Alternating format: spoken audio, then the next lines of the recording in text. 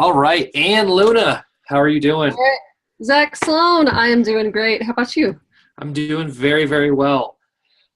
This is the part of the discussion where I should probably introduce what we call this. I'm not 100% Yes. sure if we've decided what we call this yet. Last time we called it the Break Free, like the Break Free podcast. We used the audio for the podcast. Did we Right. decide that's the official name? I don't know if we ever decided that. It works for me. I like it. It's appropriate. I still think we're breaking free. That's true. And in fact, this is a good time we could say, hey, if you have an idea for what we should call this thing, you can put it down below in the comments. And that's the comments on YouTube or the comments on the website on zaksloan.com where you can download this. So if you have an idea for the name of this, people, let us know. That's right. We welcome your comments and your feedback. Yes, absolutely. And also, it's really also another good thing to do is that, because I've learned you're supposed to do all this stuff up front, is you can reach out to us in the comment section, and I promise one of us will respond in a nice way, unless you suck. If you suck, we're not going to be nice. It's true. So check your suck meter before you post a comment. Now, Suck Meter, that's a good band name. And then you can also subscribe to the YouTube channel this is up on, all that stuff that you know how to do. So, Ann, what do you want to talk about today? I want to talk about what our parents did right. Looking what our parents did wrong, why they suck, what's wrong. Is that not what you said? How did they raise musician children? How did this happen? That's what I want to look at. Yeah, and this was your idea from a while back when we first were kicking this around. Right. Well, whenever we were first, looking at, okay, I'm terrified about leaving my job, but looking at all the support that we had for that, and that our parents are obviously a big part of that. And so we were trying to look at, when we were trying to think of what to call this and ideas that we had. Yeah. In fact, you just gave me an idea that was none of my notes. I'm going to write that down. Excellent. So in fact, we recently put out a blog post where we both discussed this very topic in a little bit more detail. But let's kind of give the overview, Ann. Since we're not here to bag on our parents, what did your parents do right? So, in a nutshell, my parents have always been very supportive. Whether or not it was something they necessarily approved of or knew how to do, and we talk about this in the blog. I look at how music especially was always available. And as, a little kid, I wasn't ever told, don't touch that, don't, and my parents had really nice instruments, they still do. Instead, they, would help teach me how to care for instruments, how to, instead of banging on things like kids do, how to, get the sound that you wanted to out of a stringed instrument, or how you respect an instrument, and whatever it was. They also never told me you have to play this instrument, or they didn't. They were also very good about trying to get me the best instrument that they could, and knowing that if you don't have an instrument that's set up well, you're going to struggle and get discouraged. And so,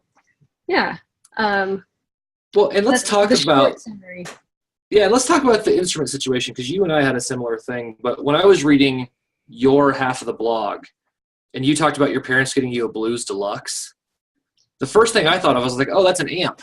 And then I was like, wait a minute.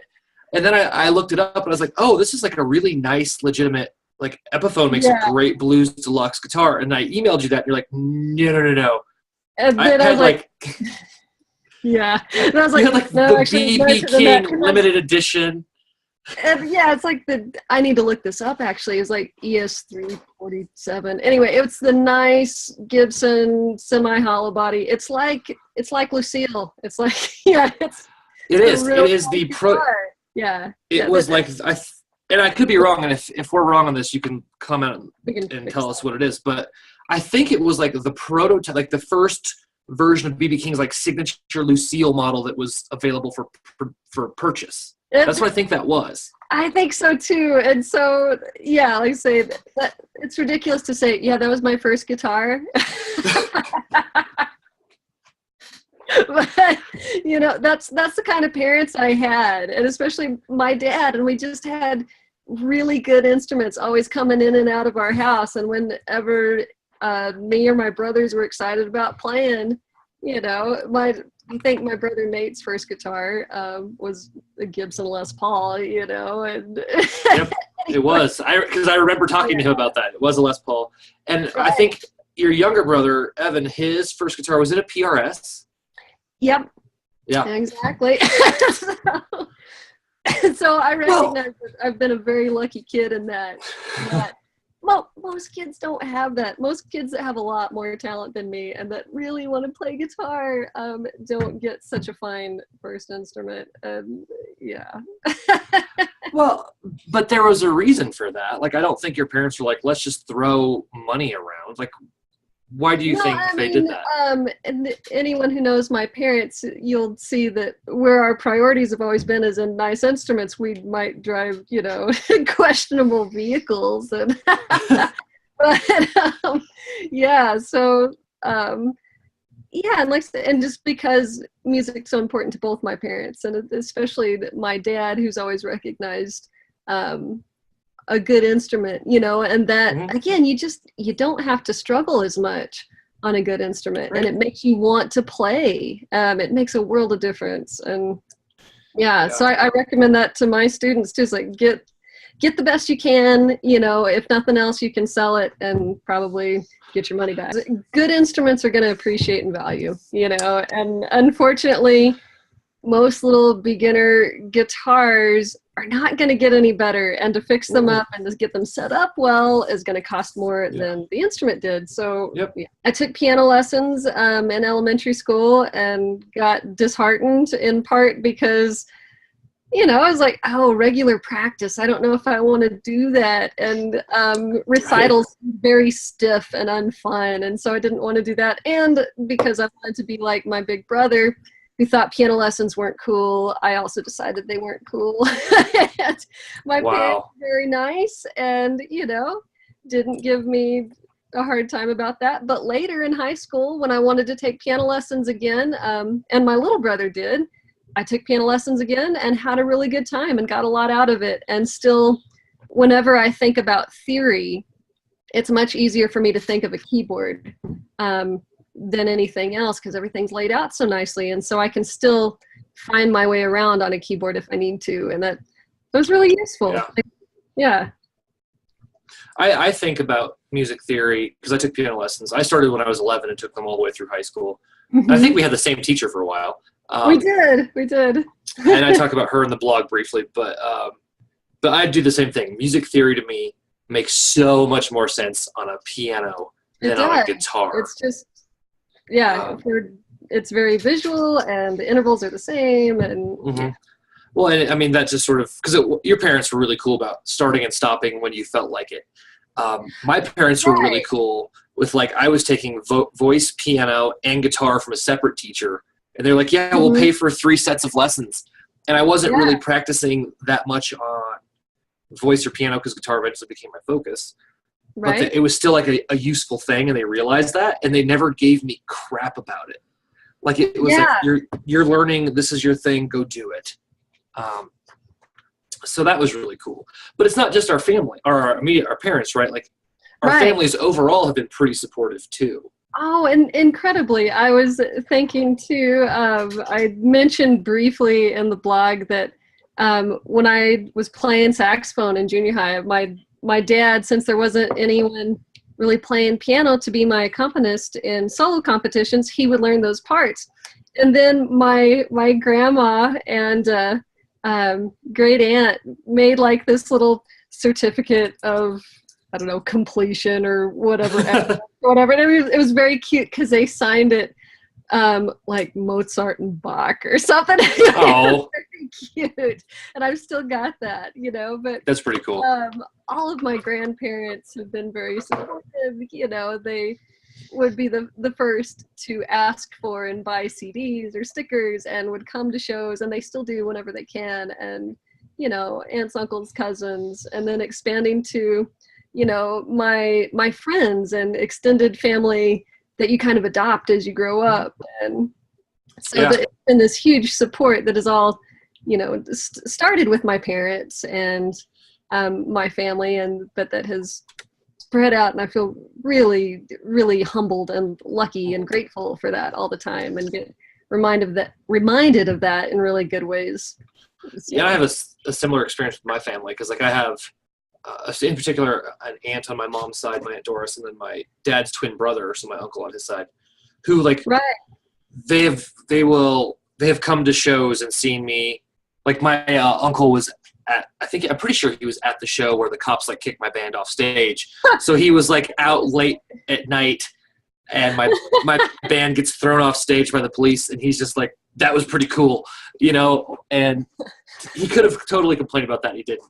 My aunt has driven hours to see shows and buy CDs, and like just been really supportive. And when I first decided, like I remember the day I made the leap and I decided I was going to quit my job. I called my parents. I called you. I mean, I talked to my wife, obviously, but I also called my aunt, and I was like, the dog. You always have to talk to. Yeah. Yeah. And so I was like, Doris, what do you think? And she, and so she helped talk me through it too, and was incredibly supportive. And the one thing, and this is what my network did, and you were a big part of that. All of those people were like, this is what you want to do. Just go do it. We're happy for you. Yeah. Yeah. And so we have that extended family, which then, as you pointed out, bleeds into like your friend circle too. It does. And then there's all this overlap of those circles. And, we're talking about how, we've always had shared like our dads, and that family. But, now Steve Smith and Chris Sanders that I work with in the Hard Road Trio, they're part of your extended tribe too, and pushing for you and pulling for you. And you're very good about whenever we're in the area, you bring friends and family out to our shows. And that's because you're good. Yeah. That is partly because I love you guys, but it's because your band is pretty badass. Well, thanks. But you've come to my shows even when they were not so badass. Yeah. Well, we played some of those together back in the day. Right. Oh yeah, we were in the same band. No, that was fun. But but no, it's true. And whenever you guys do come to town, I mean, there is a part of me, like I joke, it's partially true that you guys are really good. So whenever that came out wrong. It's completely true that you're really good. But that's not the only reason I bring people. Like I go to your shows because you're my friend and I love your band, but also I can get people to come because you guys are really good. Right. So it's not just like, oh, I have this friend. It's like, listen to this record. If you like this type of music, you will love their live show. Right. So I think that shouldn't get lost, that, work and talent is a big part of like success as well, not just like leaning on people. But you guys are certainly good. But like in my friendship circle, one thing that's been really cool is like I have a good buddy, Jeremy, who's like a photographer, and he's taken so many free pictures for me. And a lot of the stuff on my website or in my promos is stuff that Jeremy just like, and one time his camera died, so he borrowed a camera from my friend Maggie, and then like, and like he never charged me for that. He totally could have, but he's like, no, man, we're homies, and there was nothing, he didn't do that. And I had a local guy here named Terry bring his camera and do live footage of one of our shows just out of the goodness of his heart. Right. Like, those are cool people to know. Yeah. And to have that friendship support is really cool. It is. And it grows and it spreads. And then there's ways that you're able to give back too. And it's just building that artist community because, people like being involved in a good thing and in things that they love. And so I think as artists too, we provide that opportunity for one another and get to kind of pay it forward with all the good stuff that our parents started. That's true. It all does kind of come back to that. Like you sort of learn these habits from your parents, and you're really good about the artist community stuff. Cause like, I mean, you're a teacher, you do all this education, But every now and then we talk, and you're like, I think this would be really valuable for my students. So it's like, Right. and you just do it. And I'm like, that's how it should be. You're just like, I'm going to provide this to people because I care. Yeah. Well, and it's because that's what people continue to do for me, I know. Yeah. It's great to be a part of that and to be actively participating. Yeah. So. Well, and what's the cool thing with technology, right? So we start off with our parents, and then the bigger circle of like family beyond that, then friends. And then I have this other circle that I've cultivated like the past year of like internet support team. Right. Which has been really cool. Like people I've met on Twitter who all of a sudden have been champions and supporters. I think of like Ryan Carella, who's an attorney on the Break the Business podcast, has been great to me in answering questions. Mm-hmm. Cheryl Englehart has answered branding questions and sync licensing questions and just been a good emotional support for me. Suze Polinsky has given me a ton of useful information. Right. And some of these people I've worked with in a professional capacity, but 99% of what they do has been for free, and they've never complained about it, and they're wonderful resources. No, and it's great, and you've been sharing these resources with me too, and so I'm starting to enter into this community and share what I can too, which is great. And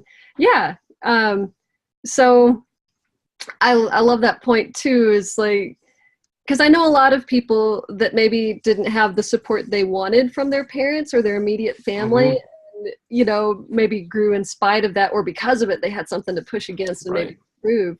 But there's so much support, through the internet, in this community that maybe wasn't when we were kids, Right. Yeah. And even people that, back when I had day jobs that were super helpful. Like I just realized I've been drinking out of this coffee mug this whole time. But this is a law firm I worked at, and I still have a lot of friends from the Rocky Mountain Children's Law Center who were like, oh, you quit being a lawyer to do music? That's awesome.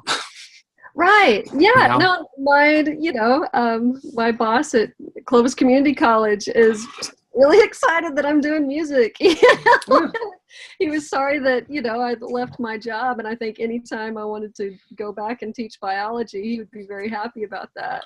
But I was also one of those people while I was teaching and playing music. Let me know when you have new videos or new CDs. Yeah. That's cool. Well, let me ask you this question then, because when we were back at Southlands College in the early 2000s, I remember everybody saying, you got to have a backup plan. You got to have a backup plan. And I think at that age, I just been like, I'm dropping out of school. I'm pursuing music full time. I think I would have received a lot of resistance. People would have been like, that's not a good idea. Don't do that. But I think it's interesting that in my mid 30s, when I did that, people's reaction are totally different. It's totally different. That's true. I don't know. It's interesting. Maybe, we have this idea of like paying our dues or something, which probably serves its purpose, but you're saying that too. I loved it. I don't know if when you were in Scott Ferris's class, he said something to the effect of like, people don't tell bankers, well, you better have a backup plan, And so I think it's kind of silly in ways. It's well-intentioned. But to tell artists of any kind, you need a backup plan whenever that's what they want to do. And, and especially if you've got all this desire, talent, and enthusiasm and momentum to do that, don't distract people by saying, hey, well, maybe you should also go into finance or business or something, when that's the last thing they want to do, And it's not that, I don't know, this is my 2 cents, of course.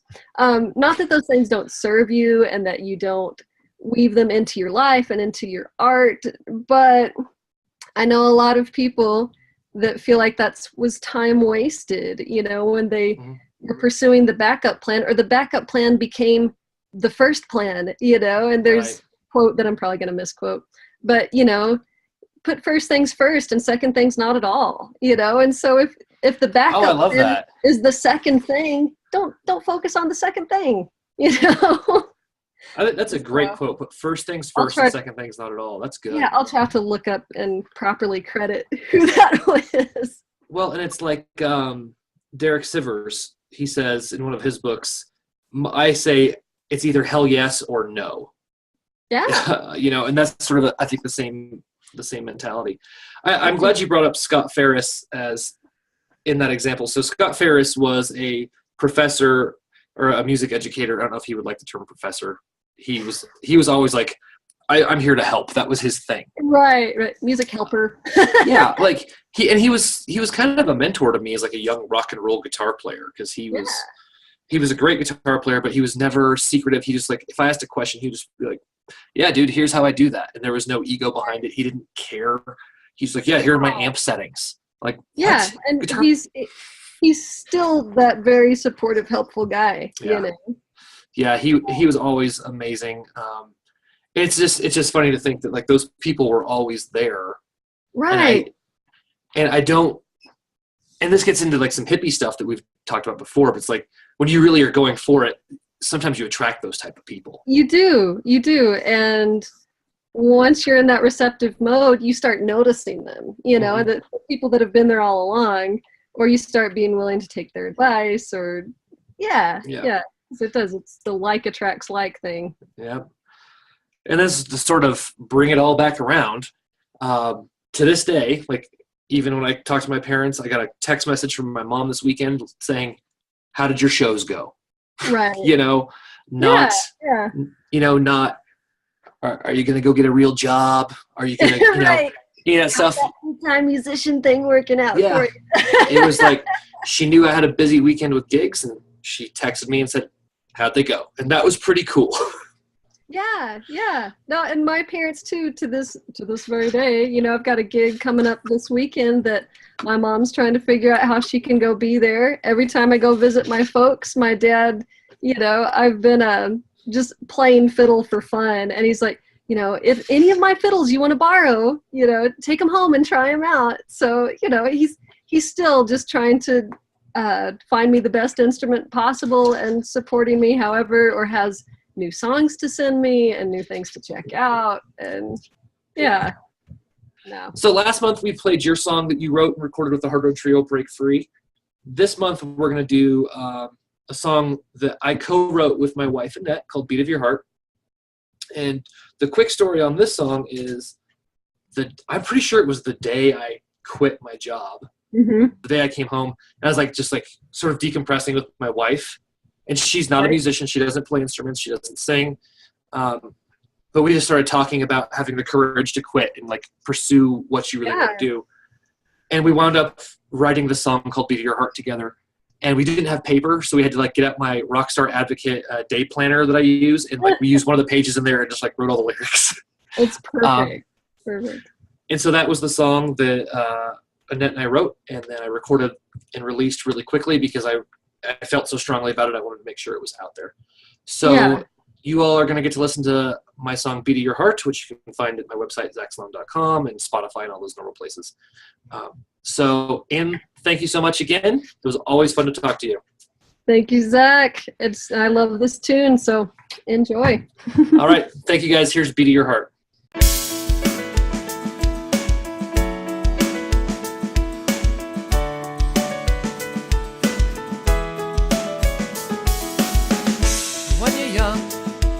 The road seems long. The farther you travel, the harder it is to get off.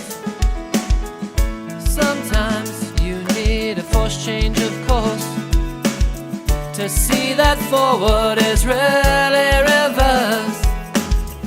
The path was there, you just didn't see it. And now it's clear, you better believe it. Courage to live, you're gonna need the courage to quit. Turn your life around and go for it. You're more than the sum of your mistakes. If you knew what was ahead, it would take your fear away. Sometimes your North Star must be the beat of your heart.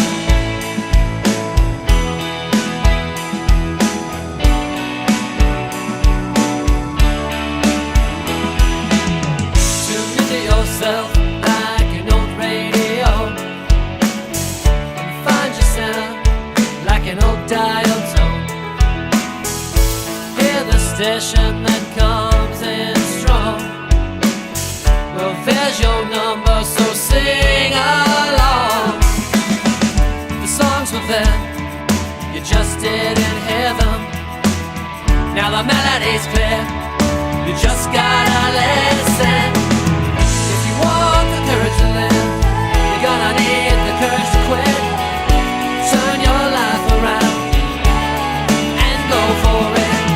You're more than the sum of your mistakes. If you knew what was ahead, it would take your fear away.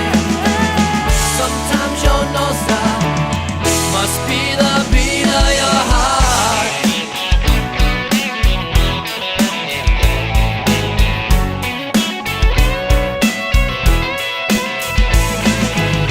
But don't need roads, and neither does your soul. Your goals are close if you would just let it go. Let it go. If you want the courage to live, you're gonna need the courage to quit. Turn your life around and go for it. You're more than the sum of your mistakes. If you knew what was ahead, it would take your fear away. If you want the courage to live, you're gonna need the courage to quit. Turn your life around, just go for it. You're more than the sum of your mistakes. If you knew what was ahead, it would take your fear away. Sometimes you're North Star, no matter where you are. Sometimes your North Star must be the beat of your heart. The beat of your heart. Follow the beat of your